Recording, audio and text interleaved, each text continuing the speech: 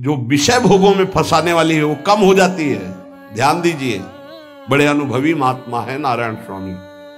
बार बार जब आप अपने मन को संसार की तरफ जाते हुए से घसीटकर नाम में लाएंगे तो कमजोर पड़ जाएगा और वो तुम्हारे अधीन होने लगेगा। मन जिसने अधीन कर लिया वो साक्षात भगवत स्वरूप हो जाता है। मन मारिया तन बस में की ना, हुआ भरम सब दूर, बाहर से कछ दिखत नाही, अंदर चमके नूर, आपो त्याग जगत में बैठे नहीं किसी से काम, उनमें तू कछु अंतर नाही, संत कहो चाहे राम। वो भगवान का स्वरूप हो जाते हैं। मन की प्रत्येक स्फुरणा पर ध्यान रहे, वो तुम्हें संसार की तरफ घुमा घुमा कर मारेगा, तुम्हें घुमा के नाम में लाना है। ये साधन तुम्हें अजपा जाप में स्थित करेगा। मन रूपी दर्पण को साफ करना है। जो जो वासना आवे उस वासना को नहीं भोगना है, इससे मन रूपी दर्पण साफ हो जाएगा। जैसे जैसे तुम वासनाओं को भोगते हो वैसे वैसे मन के ऊपर परत चढ़ती चली जाती है मल की, और जैसे जैसे तुम वासनाओं को नहीं भोगते हो तो मन निर्वासनिक होता जाता है। भोगने से सुख नहीं मिलेगा, ना भोगने से सुख मिलेगा। भोगने से शांति नहीं मिलेगी, ना भोगने से शांति मिलेगी। त्यागात् शांतिरंतरम। अब बहुत बुरा बैठ गया है ये हमारे हृदय में कि हमारे मन में जो आए वो भोग मिल जाए, हम सुखी। बड़ी कृपा। बोले जब से भजन शुरू किया बड़ा चमत्कार, जो चाहते हो जाता है। दुर्भाग्य, ये कोई सौभाग्य है?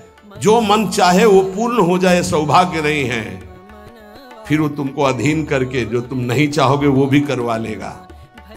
सौभाग्य है कि मन जो चाहता है वो हम नहीं करते। जो शास्त्र में लिखा है गुरु आज्ञा, वही मन की बात मानते।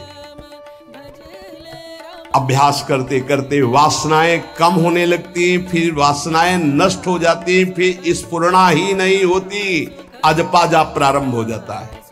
विक्षेप यही वासनाएं पहुंचा रही भजन में। भजन से जो महासुख मिलता है तुम्हें कैसे बताऊं। नारायण स्वामी कह रहे हैं मन को वश में करने पर जो सुख मिलता है वो ब्रह्मा को भी सुख नहीं है। अब आप सोच लीजिए, मन के अधीन होने पर दुर्गति तो सब देख रहे हैं, लेकिन मन को वश में करने पर जो सुख है वो परमेष्ठी पद ब्रह्मा में भी नहीं है। इसीलिए भक्त कहता है न पारमेष्ठ्यम न महेंद्र धिष्णम, नहीं चाहिए देवराज इंद्र का पद या ब्रह्मा का पद। ऐसा सुख स्वयं मिल गया क्योंकि मन अधीन हो गया। इसलिए इस दास ने स्वामी नारायण की कृपा से इस मन को अधीन किया। नेत्रों से जलधारा बहने लगी और हर समय नारायण की छवि नेत्रों में बस गई और जिह्वा ने प्रबल रूप धारण कर लिया। नारायण नारायण नारायण नारायण। अभी जिह्वा प्रबल रूप, समोसा चटनी ये वो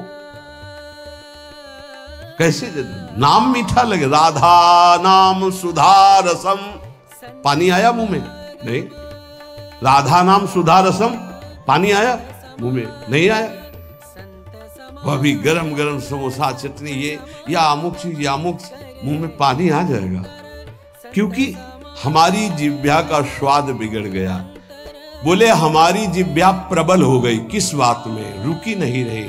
राधा राधा राधा राधा, जैसे राधा बाबा की। नारायण स्वामी जी कह रहे नारायण नारायण नारायण।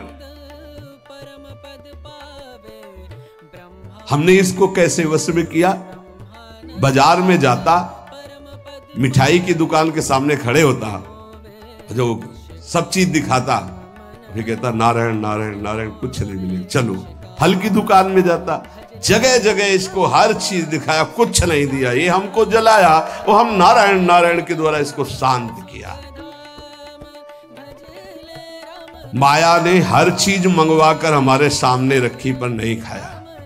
ध्यान दीजिए, महापुरुष अपने इसको लिखने के पहले उन्होंने लिखा है कि मैं कोई लेखक नहीं हूं, मैं उन साधकों के लिए जो भगवत साक्षात्कार करना चाहते हैं उनके लिए रात्रि में अपने प्रिय नारायण का भजन रोक करके कुछ बातें लिख रहा हूं, अगर इनको स्वीकार करोगे तो आपका भी अजपा जाप चलने लगेगा, आप भी भगवत साक्षात्कार कर लेंगे। जब हमने देखा कि बहुत सुंदर सुंदर भोजन बन करके हमारे सामने माया भेजने लगी, नारायण भेजने लगे, ऐसा नहीं कह रहे, देख लो साधक की चतुरता देखो। माया हमारे सामने अच्छा अच्छा भोजन पकवान, पर मैं कभी उन अच्छे भोजन को नहीं पाता, मामूली साधारण उससे निकाल करके भोजन पाता। जितने सिद्ध हुए हैं उनकी रहनी यही है। मिठाई चरफरा स्वादिष्ट जवान पर ना रखने का नियम ले लिया, ये बड़ी बात है। अभी कुछ समय पहले एक महापुरुष पधारे, उन्होंने पहले आजीवन मिठाई छोड़ दी, कोई मीठा, फिर नमक छोड़ दिया, फिर भगवदाकार वृत्ति में शरीर भी छोड़ दिया। क्या महापुरुषों ने पाया है कि हम प्राण और शरीरों को इस सब कुछ समझते। पहले ही बता दिया था 3 दिन पहले कि अमुक समय में शरीर छूटेगा, और हंसते खेलते सबके सामने शरीर समाधिस्थ होकर छोड़ दिया। मिठाई स्वादिष्ट चरफरा चाहते अजपा जाप, लेकिन गुलाब जामुन पा करके, बढ़िया बढ़िया पदार्थ पा करके, भाई इनका प्रभाव है, ये भजन में नहीं लगने देंगे, देख लेना, भजन में नहीं लगने देंगे। और अभी 10 दिन केवल हमें समय दो आप, फिर हम आपको देखेंगे कि आप कितना भरपेट भोजन पाते हैं। किसी भी मिठाई में चीनी नहीं पड़ेगी, और किसी भी दाल या कढ़ी में नमक नहीं पड़ेगा, मिलेगा सब कुछ। खीर भी मिलेगी, गुलाब जामुन भी मिलेगा, पर चीनी नहीं होगी।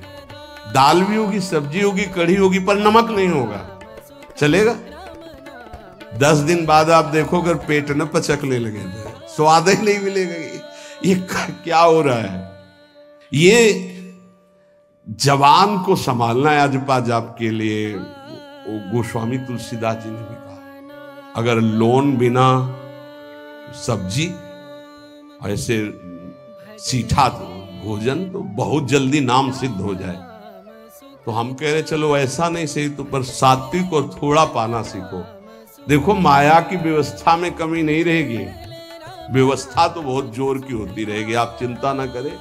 खाते खाते मर जाएंगे, भोजन कम नहीं होगा, ये सृष्टि का क्रम है। आप अपने अगर जिह्वा को आपने विविध प्रकार का स्वाद दिया तो इस